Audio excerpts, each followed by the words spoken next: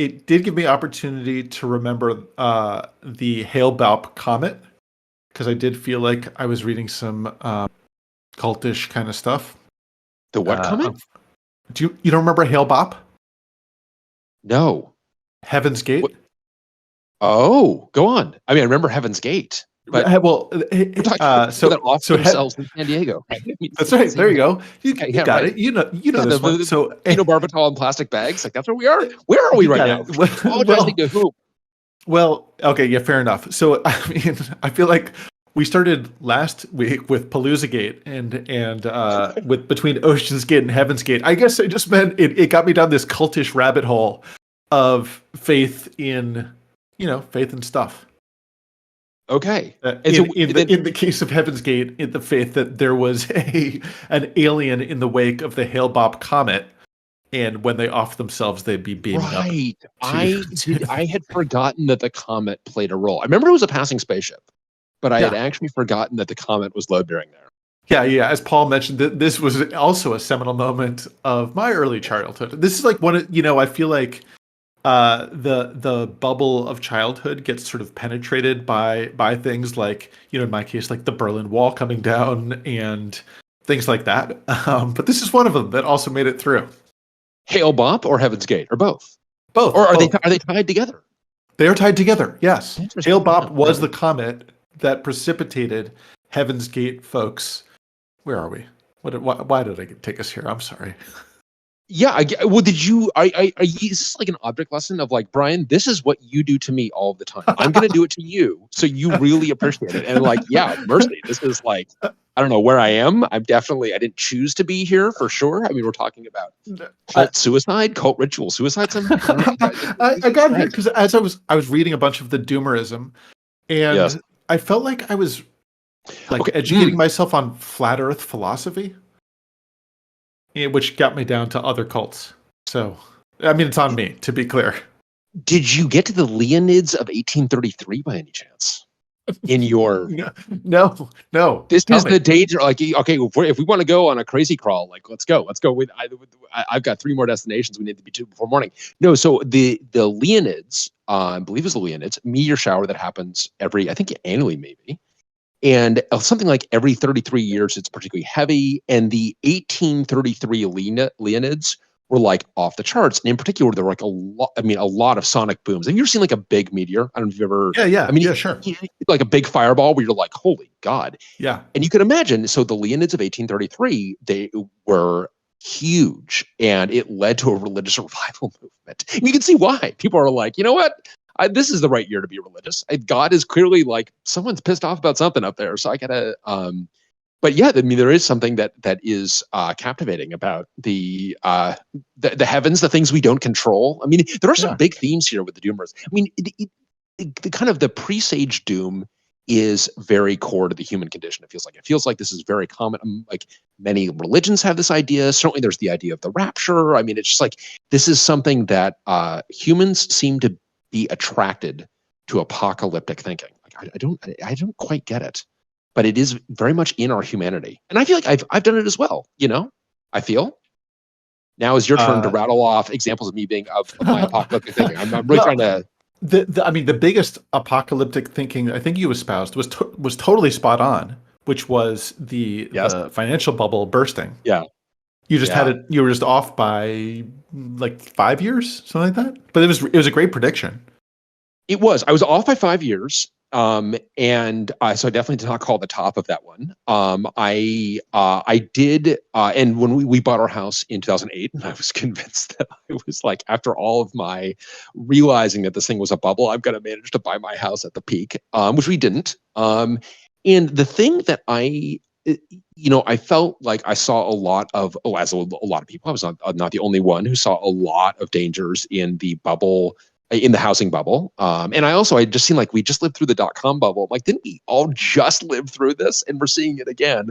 All of the same symptoms of kind of this manic thinking, this mania thinking.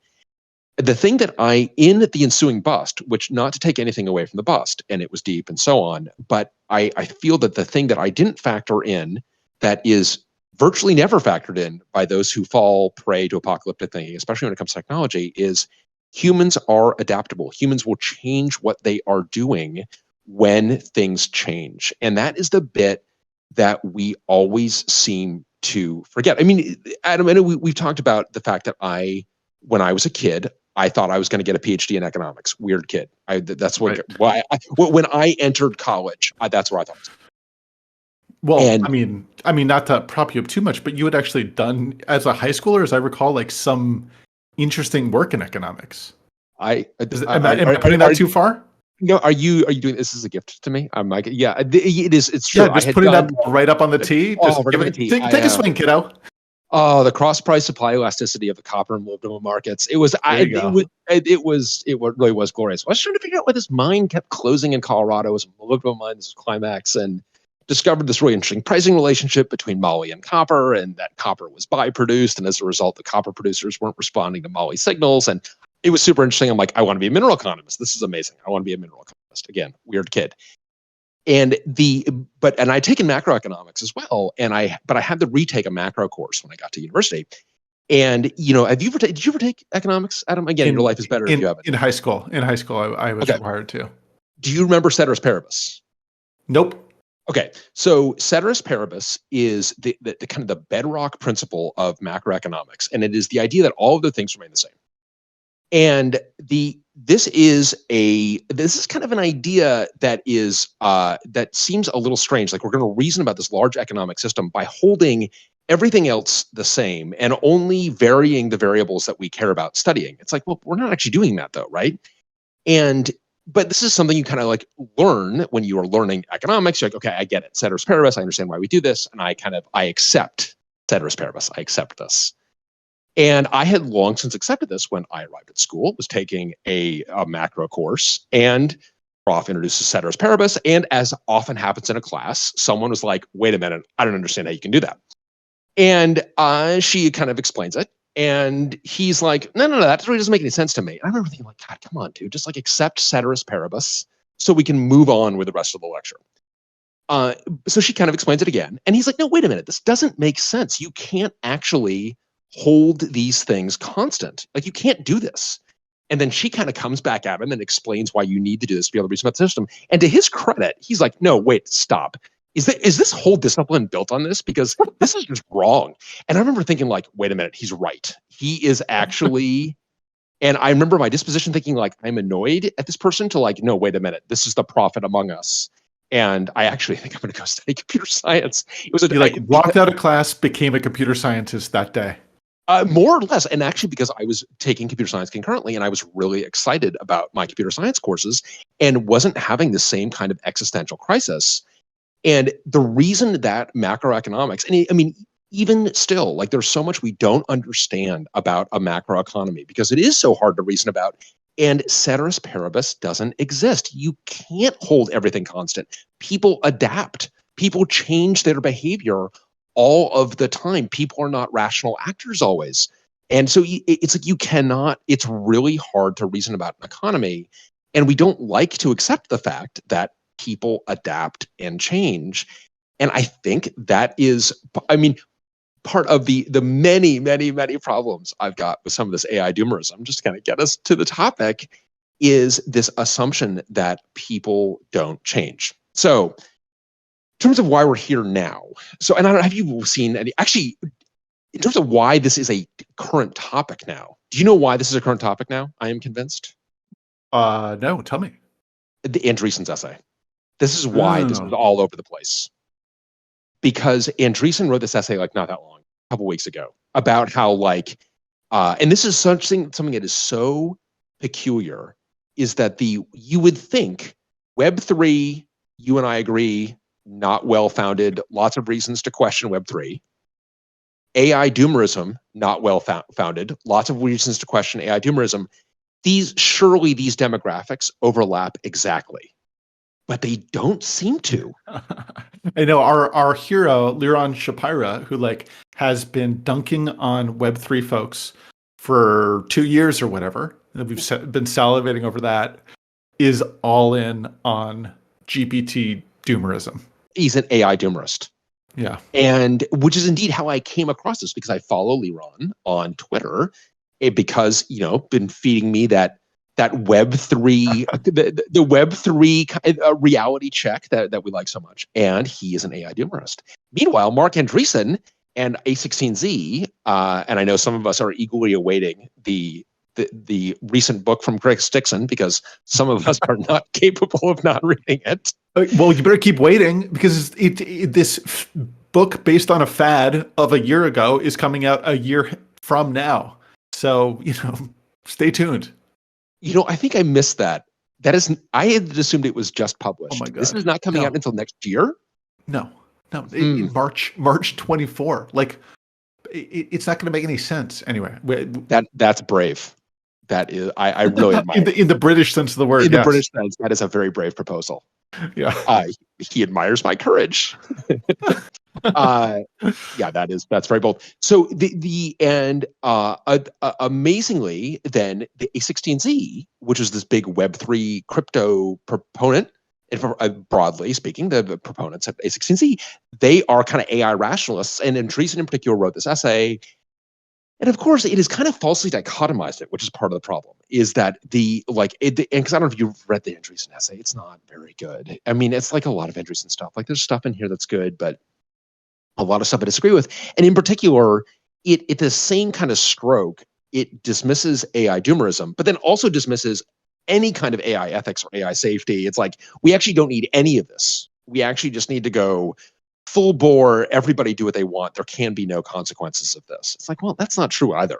Does there get to be a moderate middle here? And then you look at a lot of these debates, and you are debating with kind of hypotheticals on hypotheticals. And it's very hard to have a debate when someone is talking about a magical machine that can recreate itself.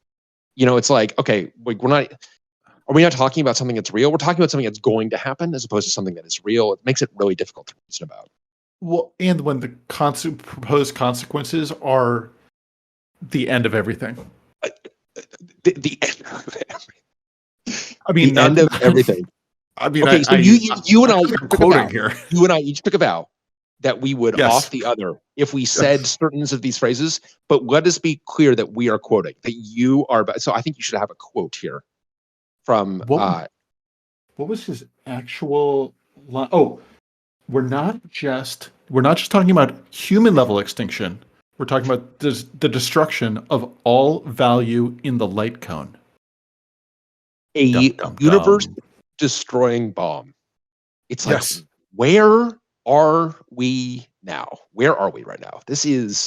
We are so deep into science fiction. I don't even, but the part of the reason we're here talking about this today is broadly, the AI doomerists have stayed non-specific, which makes it very annoying, because it's very easy to sow fear. I think fear is something, it's an emotion that we all fear, or that we all have. It's very easy to sow it. And so it's kind of sowing this abstract fear, and which again is very easy to do, especially when you leave it abstract.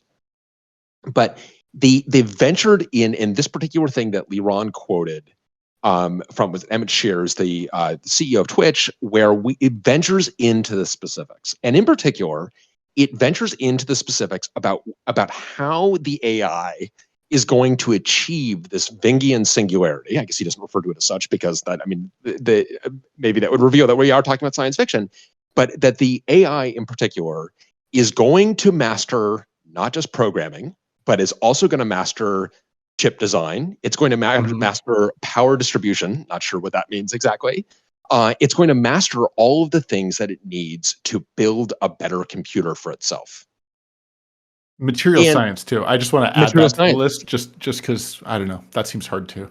Let us not and auto tools. Someone is saying yes in the chat. So, and this is like, all right, wait a minute. Now we are in the domain of something we actually, it's kind of like the Gelman amnesia, right? Where we are now not in the domain in the kind of the material science aside. It's like we actually do know a thing or two about building a computer, and in particular, we have really learned a thing or two about the challenges of building in the physical world. And I do think it's really important, because I think people don't understand how brittle the things that we build are. Not in the sense that like when we make them, they're robust. Yes. And so you have this thing, you've got a laptop, you've got a computer, you've got a phone, it is robust. When it was being designed, though, there was a prolonged period where it hung in the balance, where any single defect was the difference between this thing being viable and it being not viable. And I have been struck, I mean, Adam, I feel like I've been struck over my entire career over just how small a defect can exist in a computing system, be it hardware or software, and the outsized effect that small defect can have. Yeah. And I feel we've seen this viscerally. Spot on. Another, hero of the show, Dijkstra, and I use that, I think, ironically, because we had a whole show about. Yeah, I think we had exactly. I think it's an anti-hero. Anyway, his point about AI and programming was that it doesn't converge. You have small changes can have outsized effects, and I think that is potentially reductive. But certainly, when you get into the realm of like chip design or complex systems, it's really true. It's really true that you can't just converge your way to a functioning system. Well, you can't, and it's just like I say the following not to shame you, which of course is definitely okay, bring on the shame. But shortly before we integrated dtrace, we had a bug that felt devastating. Yes, we did. We together did. No, I mean, I'm not. It's true. We all did. And in particular, we together had all deleted a line of code. All right, look. Let me be clear. Right. I deleted the line of code. I asked these guys desperately to review the code. Let's just get this out there. So one, you deleted the line of code because you were doing the thing that had to be done that no one else would. It wasn't like one line of code. It was like 10,000 or something lines of code to review, and it's like a needle in a haystack. And I fucked it up. Which is literally anyone could have done it. And I've done this exact same thing many times. Honestly, I think it's more interesting as an object lesson. So what we were doing, just to give context, is there was a legacy tracing facility in the kernel called vtrace. And recall, we were doing dtrace. I'm not sure if hopefully my millennial podcasting microphone is picking up the difference between V and D. So we wanted to rip out vtrace. And there was a bunch of pound if-def vtrace code in the kernel that would do this stuff that was basically dead code. And we wanted to rip it all out. And we knew someone needed to rip it out. And you were like, fine, look, I'll do it. I'll rip it out. And when you were ripping it out, you were ripping, it was like a 10,000 line change. It was a huge change. And you removed one additional line. And that one additional line happened to be the line that initiated the first IO on boot on this particular SCSI HBA and on the FSP driver. And the manifestation of this was on this very small number of legacy platforms, we did not boot. And we were dying early enough that it was more or less undebuggable. And this was the day before we were going to integrate. And it was a high stress day. And ultimately, because my assumption was we had been doing some things that were pretty bold in the deep innards of dtrace, and it was that one of those bold bets was actually wrong. And this old platform, I just didn't even enter my mind that that just like whatever we needed to be true turned out to be not true on this platform, on this old chip, on this old card, whatever. That's right. Yeah. Because I was setting the global bit on a page. I was doing some weird shit, and you just kind of naturally go to the parts of the system that you know the best when you're debugging. This is the kind of you're going under the streetlight to find the streetlight. Yeah, exactly. Streetlight fallacy. And I went under the streetlight, and I'm like, oh my, but it took ultimately the only way we found that was by sitting down and reviewing the actual code, because we just were out of the ability to debug it. We knew. I mean, and there you're when you use we now, you're not talking about me, because I was like working at home, blissfully unaware of this. I was just like bopping along, doing whatever it was I was doing. I guess video conferencing didn't exist in those Video days. conferencing didn't exist. I know, it is funny. And chat, we didn't have chat. No, It was only no. email. And you were like, Yeah. I wasn't checking my emails. Off like doing, and you're doing work. You're just like, weren't checking Yeah, emails. Like, right. reasonable thing to do. This is on. So any Sun 4U platform that had the FSP driver. So this is an old SCSI driver. And we ultimately, but it was just like, wow, that's amazing. Like this one line of code was the difference between the thing being fine and the thing being dead, unworkable. And it's like, it's not brittle because if the line of code is there, it's like works robustly. It's not like the artifact itself is robust, but these digital systems these are not biological systems. They're not approximate.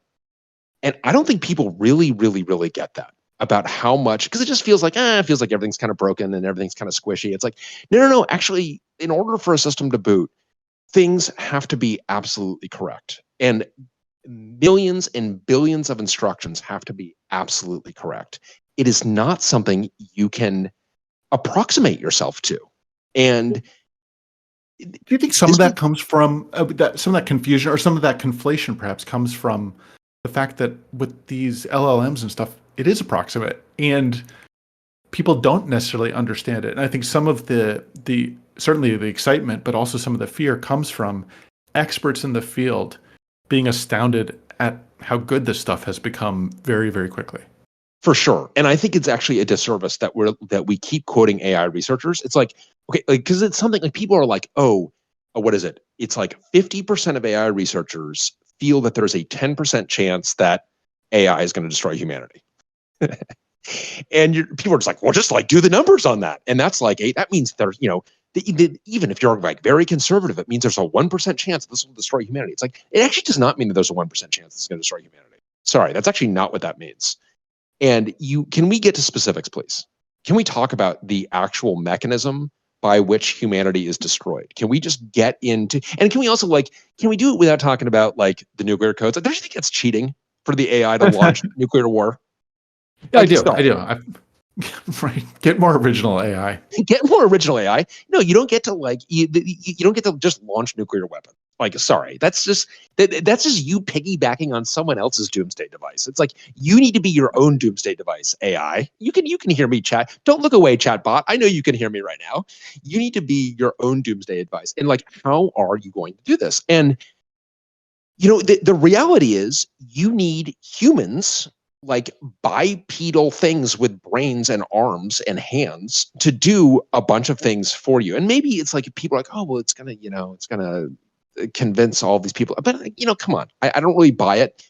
And I just want to get really, really, really specific. So in particular, Adam, I mean, we talked about the kind of the bullet over the ear for D-Trace, but I kind of want to talk about some of the bullets over the ear for Oxide, because there have been a bunch of them. And on both hardware and low-level system software. And I mean, there've been honestly too many to even name, but there are some really common themes across them, because I think here's another challenge that we've got right now. These abstractions are so good that we collectively don't understand how extraordinary it is that they work. I mean, we talked about this before about the magic of the PCB, and how the printed circuit board upon which all of humanity is built doesn't even seem to have a book written about its history. I mean, which I still find shocking. It's like, this is such an important technological leap in terms of our ability to have these PCBs are so sophisticated, and talking about the techniques that have been developed over the years, and not just the layout, but back drilling and all these things that are done for SI and so on.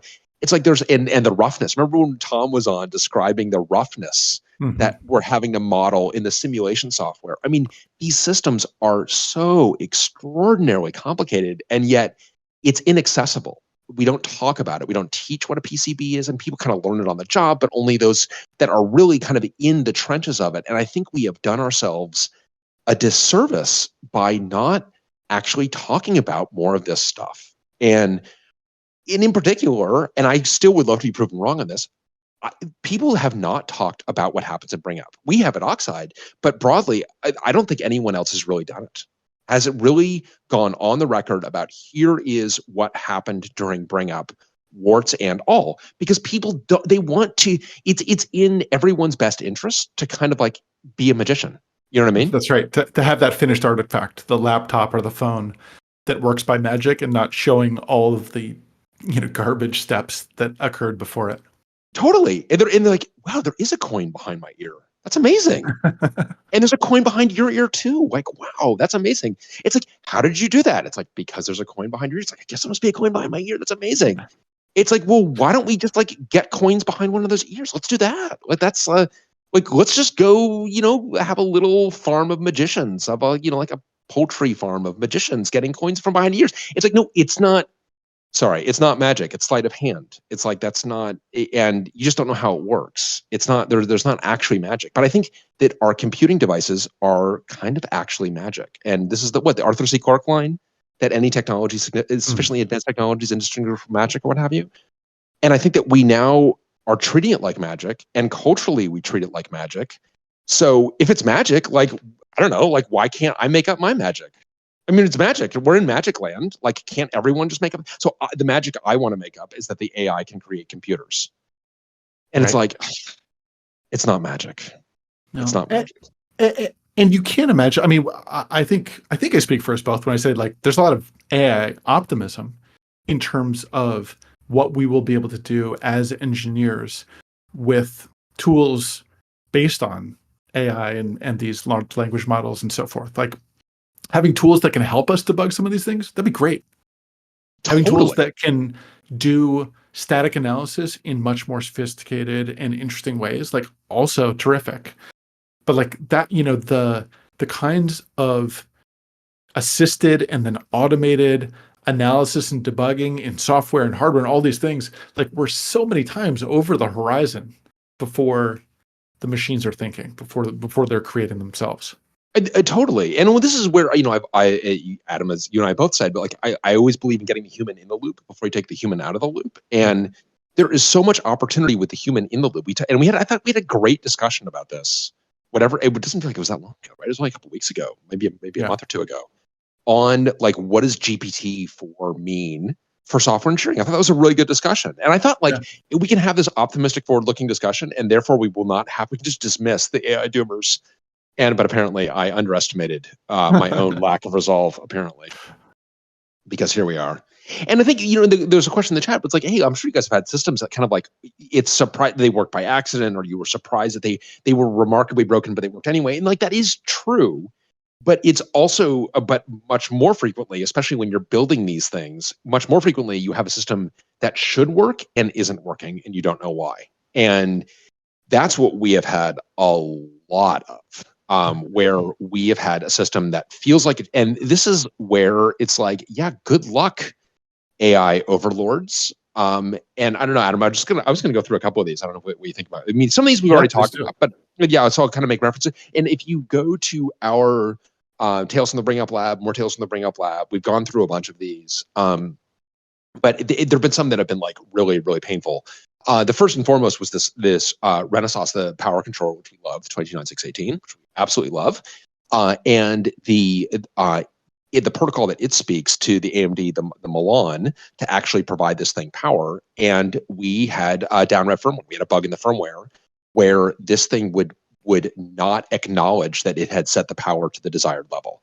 And as a result, like the SP3, the Milan would be like, hey, I've asked it to go to this power level and haven't heard back. And we are looking at the power, and the power looks great. But of course, the message had not been sent via the protocol that like, hey, you're done.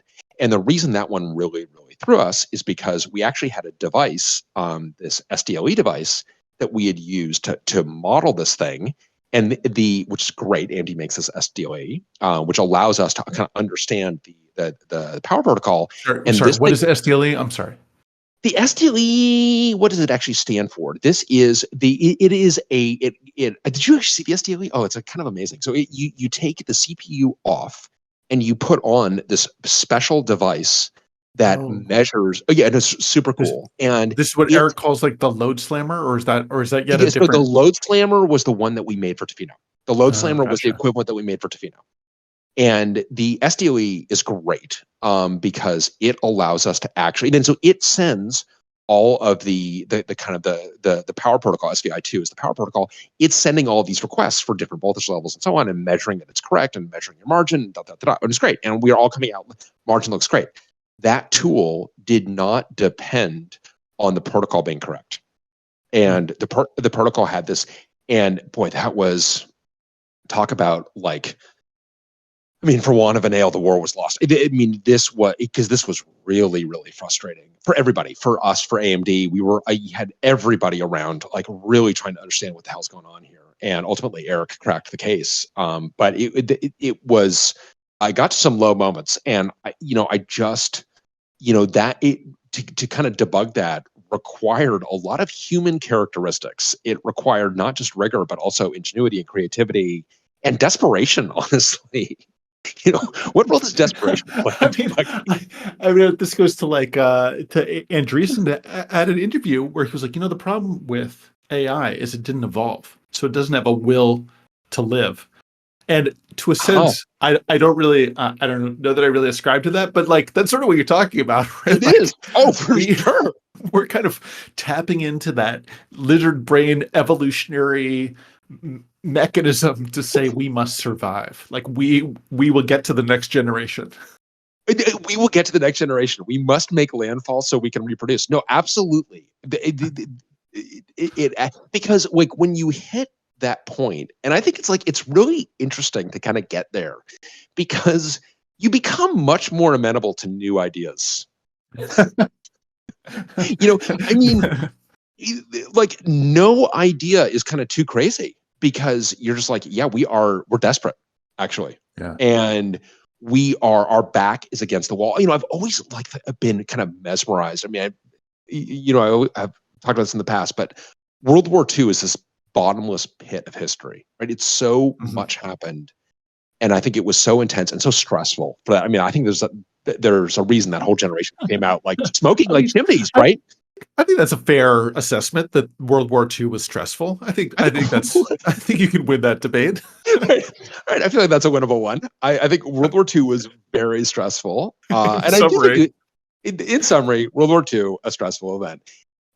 But I think that you look at how much technological innovation happened in a super short period of time. And yes, I mean, there were precursors of the atomic bomb and Fermi and in the 30s. There were precursors of radar. There were precursors of jet engines. There were precursors of all this stuff happening before the war, but it's like that existential threat managed to really motivate people. Really focusing, absolutely.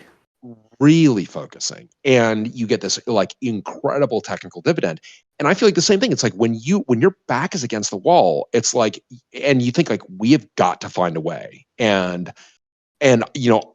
all we can do is summon the right people and give ourselves. I mean, because you do have this like luxury of total focus. Like there is not a question about what is more important when your back is up against the wall. And then you start experimenting with things as a result, right? You start like doing we know we need to do some radically different things, because that kind of experimentation, our survival could depend on. Like, say the next generation, we have to get to the next generation, and that was definitely, I felt like, and again, there have been a couple of these, but that was a really concrete one.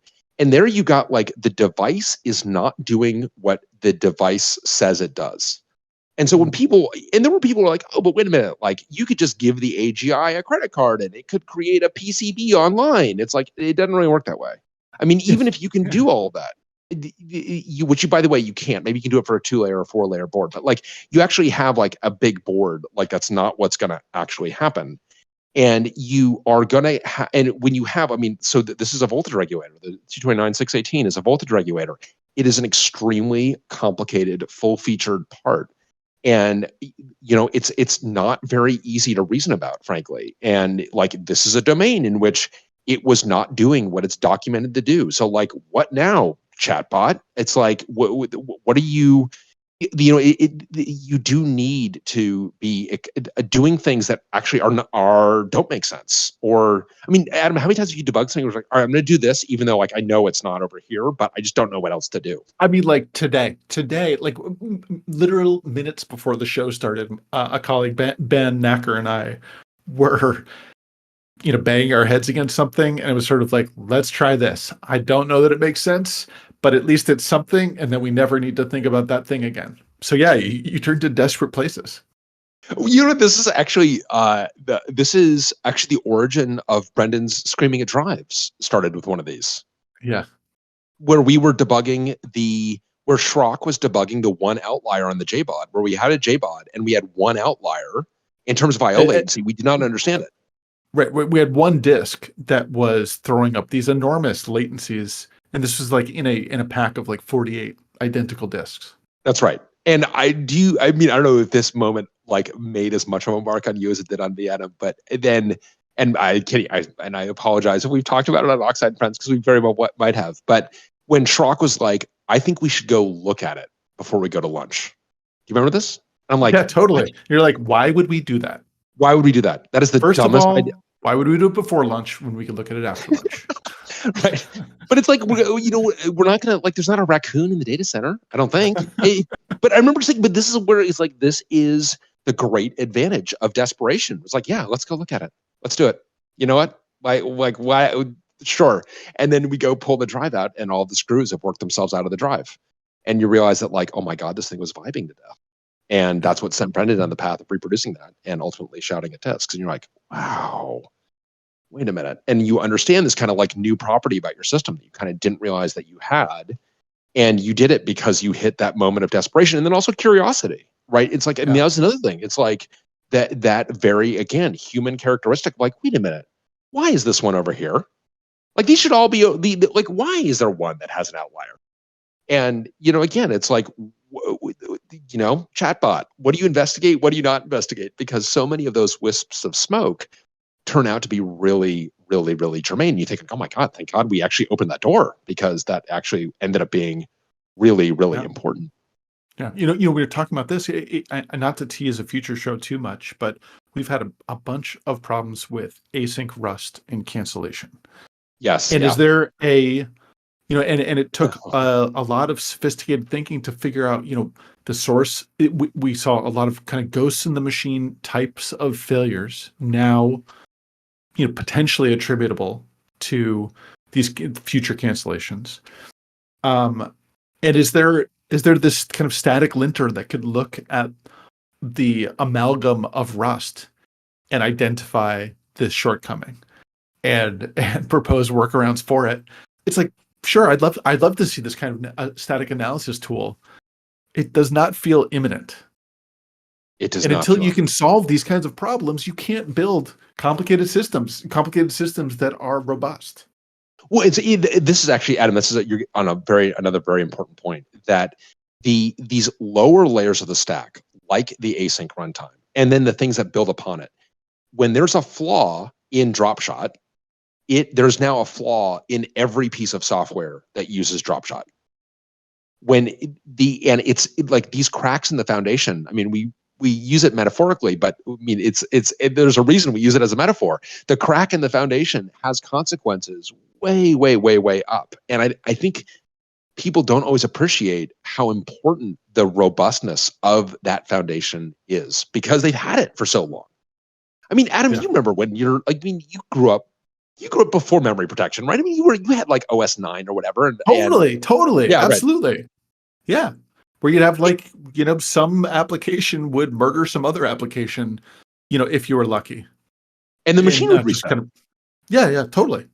I could write little scheme programs in my scheme interpreter where if I dereferenced a null pointer, it would, cause the Mac OS 10 box to like hard hang. It's great. When I do feel that, like, as a result, like, we kind of came up at a time when the lack of foundation was very visceral and apparent. And now that's like not true. I mean, if you have a Chromebook, that thing's not going to like bounce on you, really, I agreed. And you imagine like the gray birds like us who were coming up at the time of Mac OS 9 also saying you guys don't know how good you have it. So this foundation has just been solidifying, and AI may be a piece of this next foundation, but I don't know. But I think that's what it's going to look like. Not like suddenly, that suddenly things are possible that were never even conceivable before. Well, and especially again when you kind of cross that chasm into the physical world, where it's just like I just don't know how. I don't know how AI is going to debug these things when it's software interaction, but software hardware interaction. I mean, just because it is like super recent. I mean, what felt like again another kind of bullet over the ear is we've got press fit DIMMs, and we had some DIMMs with bent pins, and it's like and didn't we get a little rough with one of the DIMMs too? Okay, that's a very pointed we. Okay, I can give as good as I get. Oh, you okay? Listen, I'm really trying to hold you not accountable for the V-Trace thing, but clearly that's what this is about. No, okay. So first of all, okay, it should be said that I was removing a DIMM, and the entire press fit DIMM connector came out in my hand, and I would have to have superhuman strength. I mean, it's clearly this thing has but it was a manufacturing issue, right? And manufacturing issues happen a lot. And actually, I'm reminded of another one, and I can't remember how much we talked about the shark fin issue, but we had our RevD shark fin. So the shark fin takes from the Gimlet, which is our compute sled, and the shark fin is going from PCIe to the U.2. So it's a U.2 connector. It fits in the PCIe slot. It's like a little riser, but little riser. Yeah. Pretty simple. I mean, as relatively to be speaking, clear, like pretty simple. No fucking way I could ever design it. Yes, and this is pretty simple, and I also like AI is not making this either. But as a concrete example, we had our RevD shark fins show up, and all of a sudden, like drives are not being recognized. What the hell's going on? And this is actually true. I mean, this is just amazing. I love watching our team spring into action. And between Robert and RFK and Nathaniel and Eric, and everyone's kind of debugging it simultaneously and going through. I mean, the first thought is like, well, everyone assumes that the Eye of Sauron is on them. So I'm like, okay, it's somehow my software is to blame. And then the folks that did layout are like, did I screw up the layout somehow? And the folks that and we're going through the schematic, and the schematic didn't change. And as it turns out, the wrong part was stuffed. We had the wrong part was loaded. So the reel that was put into the pick and place machine was wrong, and it was a mistake that was made on the dock. I'm like, sorry, how does the AI debug this issue? I'm just walk me through it. I just don't get it at all. Where it just requires, it's like, oh well, in this world, robots control the entire supply chain, or the something. Well, the AI doesn't make that mistake. It's like, well, no, actually, the mistake that was made by a human being at a manufacturing facility on a loading dock. So I'm not sure about this. Alternatively, if the machines do take over, like our opportunities to sabotage them will abound, right? All we have to do is abound. We'll trip them up on anything, right? Oh, I know. Okay, so now we kind of now I if we get to kind of flip our hats a little bit here, yes. So this is all assuming that we all are trying to assist the AI in its mission of building not just humanity-destroying infrastructure, but a universe-destroying bomb. His words. This is assuming that we all want to assist it. I still don't see how it happens. Now, Adam, as you say, like, this is an adversary. It's like, oh my God, we have so much opportunity to fuck with it. I mean, do you remember when people were, there was a time when people were bullying self-driving cars? Yes. And to be clear, like, it would have been me if I had the opportunity. I just haven't seen them around. So Samsung has a Silicon Valley campus. Which we had to go down to occasionally. I had to go down to when joint was bought by Samsung. Patrolling this Samsung campus are Samsung security robots. These are these cones on wheels Have I told you this? Right, no, I am. I mean, on one hand, I was sort of imagining Ed Oh 209, but the fact that God. it's a code on wheels I really just brought me down to earth quickly. Oh my God, I have never wanted to run something down on my car more. And like to the point where I'm like, animal brain, what is going on? Like if you put like a literal cone, like a traffic cone there, I'm not like, God damn, I want to run that cone over. But for whatever reason, this thing is also like kind of patrol. It's following me, first of all. And it's kind of like, and I'm like, I want to run you over. Bot. I don't want to just run you over. I want to give you a swirly. That's what I want to go to.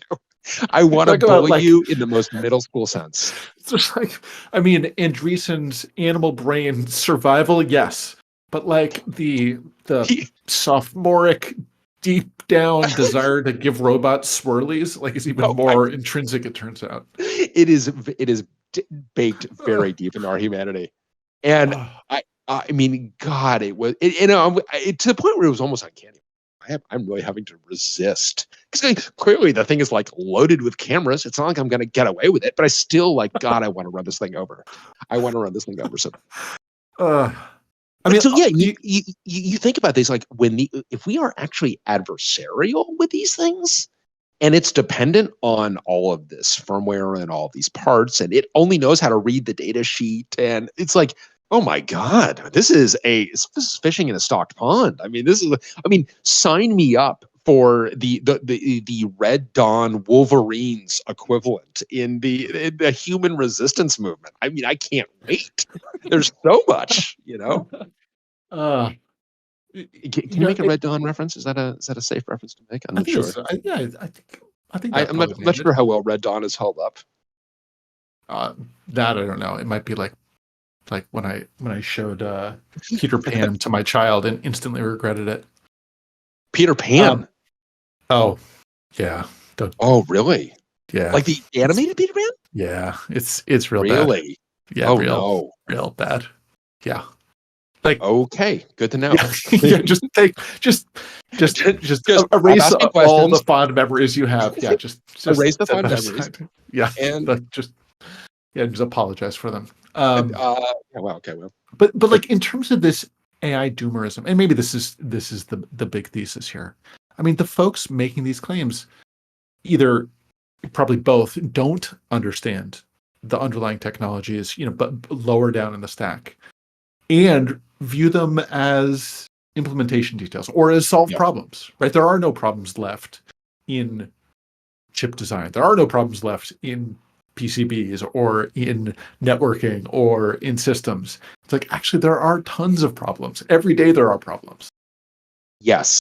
And I agree with all of that. I also think that many of these people are just used to kind of creating things with their mind. It's like, oh, I said to do this, and then it happened.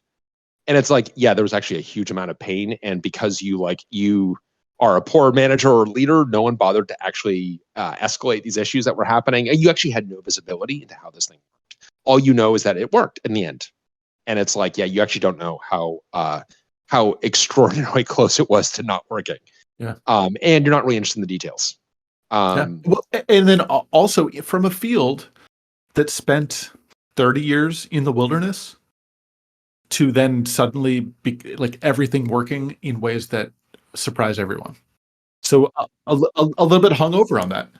A little bit hungover. And I think like they themselves, I mean, AI researchers are surprised by the emergent behavior. And so that is also, whenever you have technologists that are kind of surprised by the behavior of the thing, that you're like, okay, why are you surprised? But it's like, well, we actually don't understand how this thing works completely. And we don't, I think Keith was on here last time saying that if you tell this thing it's John Carmack, it's much more likely to be correct. And I don't think they completely understand why that is the case. So, so here, let me ask you this. How much of the AI doomerism is coming from AI researchers versus coming from those that are kind of like in the hoi polloi, kind of the chattering class of technology who are observing this and observing the AI researchers having concerns and then magnituding, then kind of like increasing the concerns of their own accord? I mean, how much of that is like the AI research? I mean, it really feels like the latter. I mean, obviously, there's some crossover of like AI researchers who are also hucksters, but it really feels like folks who are regarded as technically, thought leaders rather than the folks who are in the trenches practitioners. And are you as shocked as I am by this kind of Web3, the kind of the Leron Andreessen flip flop here? I'm hurt by it. There's the Simpsons episode where Marge comes out against Intry and Scratchy against violence, and then is interviewed because Michelangelo's David is going on display, and a bunch of folks oppose his nudity, and Marge says, "I don't know, seems fine to me." And I have the same reaction of like, wait, I agreed with you so much on this other thing. Why suddenly do I disagree with you on this other one? Yeah. So yeah, it's I had sort of hoped that skeptics were skeptics, but that's wrong, obviously. And is it my imagine? I mean, it just does feel like that there is this kind of loud din, and I also think like it's dangerous. I mean, I think it's also worth looking back to some of because as we said at the top, this kind of apocalyptic thinking. There is this substrate of it among technologists, and if folks haven't read it recently, Bill Joy wrote a piece in Wired in 2000 called "The Future Doesn't Need Us." And Adam, you obviously read this at the time because then we talked about it. Yeah. Okay, so you had not yet come to Sun. Were you embarrassed to come to Sun after that? No. And it was not as sort of, I think like your mom was asking you about it. I guess my mom like didn't read Wired or whatever at the time. So yeah, I it was feel like my not mom was like, I had to like talk my mom's book club off the roof on that. Because my mom was like, he works for Sun, Brian works for Sun, so this must be very, very serious. Like this, he would not. And my mom, God bless her, like trusts institutions. She's like, Wired would not have published this if it weren't very serious. I'm like, Wired is a bunch of hacks, Mom. It's like so okay. So you did not, but I mean, you obviously read it, and yes, and it's just unhinged. I mean, like, look, if you are quoting Ted Kaczynski at length, if you were having to say, like, look, I'm not apologizing for Ted. I think that Ted Kaczynski's a monster. If you have to, but he made some good points, right? It's like you got to really like check yourself here. And I think that like he talks about, and I really, really hope, and I'm sure that he will claim some degree of prescience in this piece but he shouldn't, because he talks about things like genetically modified foods and in particular nanotechnology. And nanotechnology is one of these things that like sounds very scary. And this is based on Feynman's piece of, a machine that could make a smaller machine. And what if this it occurred kind of ad infinitum? You would have these machines that are kind of molecular sized machines that could do arbitrary things. And this is K. Eric Drexler's vision of turning, you would have a weapon that could turn people into gray goo. Anytime someone makes a reference to gray goo, they're making a nanotechnology reference effectively. And nanotech, I was embarrassed that I read all of that book before realizing that none of it had actually been implemented. Mm. And this is all just like, oh, wait a minute. This is all like I'm reading science fiction right now? Just cheap Imagineer, yeah. Yeah, totally. And it's like this is all these kind of like hypotheticals on what could possibly happen. But it's like, sorry, this is not, there are also really practical reasons why this isn't going to happen. And, you would talk to like, and actually in the piece, it's funny, Bojo is like, yeah, my scientist friends would tell me that nanotechnology was, there are physical reasons why this is impossible. And I made the mistake of listening to them for too long. I'm like, wonder how you feel about that one looking back on it. Yeah, I guess that makes sense. That's one way to feel about it. But I think we do, and I think we have have talked about Y2K was this way, and the lead up to Y2K there was a lot of doomerism, and those predictions. I just feel like we don't go back to some of these past predictions and say like, wait a minute, can we go like, why did we get this so incredibly wrong? And how does that inform the way we think? Because I think that too often people kind of pick their own metaphors. And I mean, like, all right, fine. Look, I'm probably the last person to be accusing others of picking their own metaphors, but I do feel that people pick advantageous metaphors. And the one that people love to, when they talk about AI or technologies that they think are going to be dangerous, you are T minus 10 seconds away from nuclear weapons. Everyone wants to talk about nuclear weapons. And like, no doubt, nuclear weapons are obviously very dangerous and merit very tight regulation. They are also weapons. They are indisputably weapons. And there's a lot that's been. I wish people would learn more about nuclear non-proliferation and the kind of the nuts and bolts there before they would immediately go to the nuclear metaphor, because it's like, why not go? Maybe you should go to Y2K as a metaphor more frequently. So maybe to bring some of the AI doomerism to more immediacy and pragmatism. Someone mentioned in chat, Timnit Gebru, who talks about discrimination and racism inherent in these models. The other side of it is the energy consumption from these models is enormous. Totally. Yeah. So maybe this is my own kind of doomerism, but it seems like the misuse of AI, not in the creation of super robots, but in continuing to hold up prejudice and racism and otherism generally, like that to me is actually more immediate and terrifying, as is the justification of dumping more CO2 into the atmosphere. I mean, I wish that some of these doomsday sayers were more focused on immediate doom problems. Totally. And I mean, I think it feels like it's more mundane to talk. It's like, oh, we're going to talk about racism again. It's like, yes, we're going to talk about racism again. Sorry. Yeah, we haven't solved that one yet. We haven't solved that one yet. No, we're not going to talk about, I know you want to talk about like the laser-eyed robots, but we're not going to talk about that. We're going to talk about racism. Sorry. And no, absolutely. And the way that these things are, I mean, you get very nervous about these things actually being, when we're outsourcing decisions around a loan approval to like the large language model has based on your loan application has rejected you. It's like, okay. Do you want to get into a little more detail, please? Can you explain why? Because and it's like, we don't know why. It won't show its work. Like, that's not a thing it does. Right. Or sometimes it does show its work, and then when it does, actually it contradicts the decisions it made. So yeah, and we don't really get how it works, but it just comes with the answer.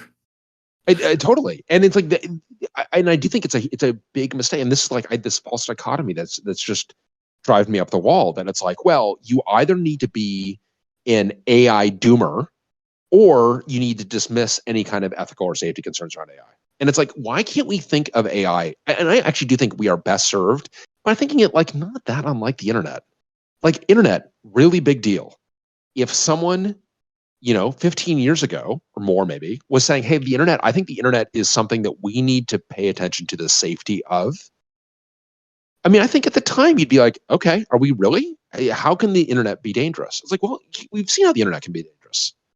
And the internet the internet, I think, led to an insurrection on January 6th. I don't think that is far-fetched, right? The internet has led to some really, really bad human behavior. The internet is not necessarily to blame, but it's definitely involved.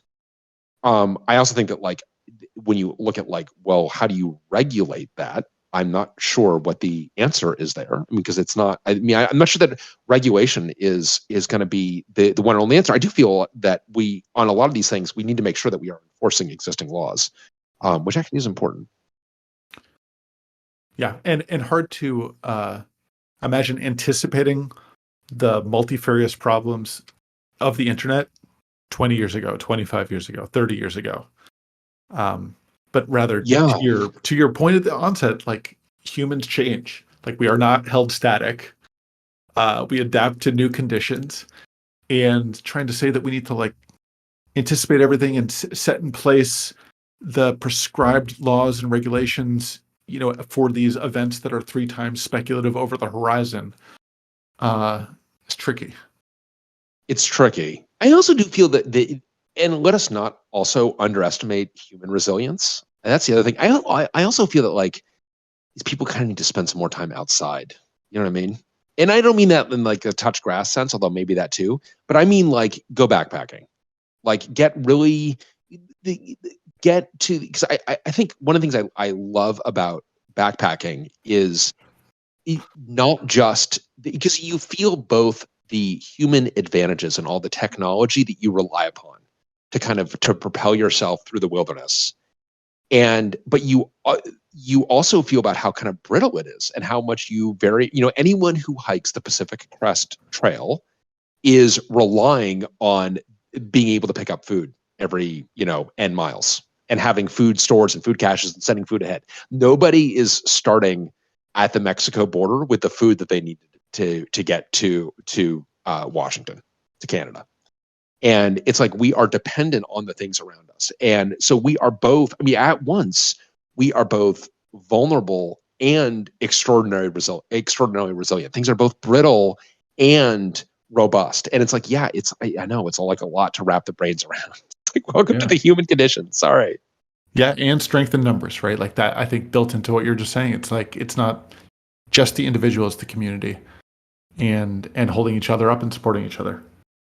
Yeah, that's a good point too. In terms of like, you also have when the back is really against the wall, you actually do have a lot of us, and like there's some, really creative people out there. Yeah. And it's really, certainly one of the things that I've loved about Oxide is when we have had any number of these problems that have felt unresolvable, watching everyone really begin to figure out how they can contribute to finding a solution. And the solution comes from it's very hard to forecast where that solution comes from. And and actually, just I'd like to get maybe one or two more just concrete details that I feel like just in case people don't yet have the confidence that the AI is not going to make hardware, or not going to build its own computer, or not going to achieve the thing in singularity. The number of times that we have had parts that have been misdocumented or simply just don't do the right thing. We had an issue with our Chelsea NIC where the resistor was wrong. We had the wrong pull down resistor on there, pull up resistor. I can't remember which direction it was, but they were documented as only as 1K resistor being sufficient. As it turns out, we needed a stronger resistor. We needed to actually 499 ohm resistor. And it's like, again, good luck. The way we found that is by a huge amount of experimentation and desoldering components and reworking things over and over and over again, and things that required not just ingenuity but our hands. And like we actually had to like solder things. And this is the stuff that as someone says in the chat, desolder and rework all the things. And I don't know, it'd be kind of entertaining to do bring up at the behest of ChatGPT. I'm not sure how long it would last. Having it send you on little missions to like clip resistors and resolder things and bodge wires and so forth. Yeah, that'd be interesting. It would be interesting. I think it would be interesting for like the first maybe 30 minutes. It'd be kind of entertaining, and then you realize like we are not actually gonna converge on. So I feel like again there are a ton of these. We've had a lot of these where we've had the things that felt like it really has taken our collective creativity to be able to ship a system. And if we hadn't been talking about it, people wouldn't know it. They would just power on an Oxide rack and it would just work. And they would think it's like the AI could make that. It's like, nope, the AI definitely can't make it. And I don't feel we're on a trajectory for that. And that assumes that, again, Adam, that the AI is not adversarial. And if it is adversarial, then we're really going to start to screw with it. Can you imagine? That's just going to be great. I keep delightful. Yeah, exactly. Well, and one of the things it's funny because so teenage boys will become our greatest resource in the fight against machines. Can you imagine that we asked 15-year-olds to sign up to serve not just their country, not just humanity, but the universe? 15-year-old boys. The whole Lightcone. The whole Lightcone. Serve the Lightcone. Your Lightcone needs you that we need and we don't mean to pick on the boys, but the boys are the ones. Yeah, exactly. Yeah, the ones that have been using. I'm sure we talked about this last time, but they've been using ChatGPT on Nextdoor to troll our neighbors with indignant posts. As they said, it's like, God, ChatGPT is great. It sounds so adult, and it's really very far too effective. And that's what we will need. Yes, we will need them to serve the Lightcone in mischief, and also because I think that we would, and I think in a future episode we are going to talk about the ways that we secure our root of trust. because so we've got a root of trust on all of our parts, on the gimlet, on the compute side, on the sidecar switch, on the PowerShell controller. We have a root of trust. And how do you secure what is ultimately the private keys for that thing? And we're going to need to do a whole episode on this because it was so. I mean, Adam, I'm sure you were as fascinated by that. I mean, it's super fascinating because ultimately, the root of trust are keys sitting in a safe deposit box at a bank that will be unnamed. And you said too much, right? I said too much. But it's like, can you imagine we're going to intercept the Samsung robot on the way to the safe deposit box? I mean, it's like, it's going to be like, yeah, go ahead. Good luck, robot army, securing your firmware, because ultimately you are going to have to depend on, like, you're going to have to generate private keys. And you're going to have to, in order to prevent us wily humans, the ape that was able to actually put one of our own on the moon, you're going to have to actually outsmart us as we attempt to infiltrate your ceremony and infiltrate you. And also, because we're serving the Lightcone, we're serving humanity, we're serving the universe. Like the mirror neurons it doesn't even feel like you're. It just feels unequivocally good. There's not even the moral ambiguity of the fog of war. This is like, no, there's no equivalent of what is a war crime against ChatGPT-4? I feel like we've gone from AI skeptics to planning the insurrection against the AI overlords in hour and 6 minutes. That's right. I'm for it. Sign me up. Right. They call them the large language model butcher. Although I guess I'd get a we need like war names if we're gonna be. But I'm ready. I'm ready to go. I'm ready to serve the Lightcone and to use all my creativity, because it's like there's no way. I mean, unfortunately, it's not going to get to that. I'm ready, but it doesn't matter because we're not going to get anywhere. That's right. You can be a perpetual reservist in the anti-AI army. Yeah. Right. I am so ready to be. Actually, maybe that's what we need. Maybe that's what we need to counter the AI doomerists. Maybe we need to have the reserves. We are like, look, we're not. No, with the Lightcone to save the Lightcone. It's like, look, you all said this is a low probability event, so low probability humanity is going to be destroyed. Low probability we're going to call up the reserves and here, sign up for the reserves to fight the AI. And do you think that's going to make people feel more or less secure? For a nominal fee. I think it's a great opportunity. For a nominal fee. I will pay that nominal fee. I'll pay double. To be in a bot fighting militia. I think again, I'm not sure this is going to make people feel better or worse. All right, so how do we do? Are people feeling less doomerific? I'm hoping that we. I would say, I know that it would be a reasonable counter to say, like, was all of this actually necessary? Do people actually exist out there who are AI doomerists? But AI doomerism absolutely does exist. So absolutely, and deadly serious about it, surprisingly serious, even from people who you think of as right-thinking, anti-Web3 folks. Leron, we are looking right at you, pal. Come on. Okay, someone did drop into the chat. So someone dropped the robot into the chat, Adam. I see. The code that you needed to harass. Oh my God. And again, I think they are trying to design this like we wanted to make it appear friendly. It's like I overshot the mark on that one because I holy right into derpy, like way past friendly into derpy. Derpy, and I feel that I mean I'm only going to win social clout by destroying this thing. I mean, it just don't you feel the same thing? Oh, it'd be tough to walk by that without giving it a little shove, at least. I was in my car and it was coming at me beeping. I'm just saying. Like you angered it? It was following me to begin with, and then it started chirping at me, and then I got in my car and it's kind of like chirping at me. And again, I'm just at Sam's, just leaving Sam's. I haven't done it. I mean, it's got nothing to chirp at me for. But I was like, holy moly, do I want to run you over, pal? Get lost, narc. Exactly. Exactly.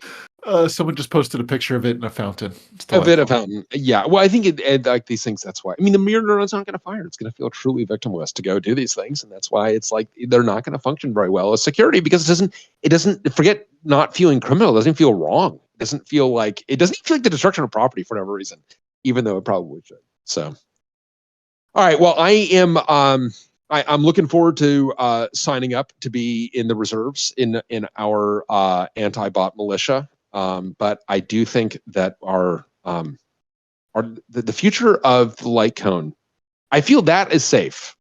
I feel like I think the universe also safe, humanity also safe. Come on, and like I'd say also bullish on AI, like not skeptics, but skeptical of the future not needing us. Skeptical of the future not needing us, and see our what I thought was a great discussion. I really enjoyed our discussion. We had Ashley on there, a bunch of other folks. Talking about how we think software engineering can be benefited from this. So I think there's a lot that we are not AI skeptics, but we for one welcome our AI overlords. What was your line? I think you were appealing to our future overlords. Yeah, and want to remind them that podcast hosts can be useful in softening up a compliant population. That's a Simpsons reference. Again, I'm afraid that we always need to qualify that. Alrighty. On that note, I think I may have a surprise guest next time. So stay tuned. I'm still securing our guest, but we may have a surprise to me. I can't wait to find out. Well, it always is. And I'm just, again, I apologize for being trolled on Sunday morning. Leron, we put this at your feet. All right. Take care, everyone. Thanks, everyone.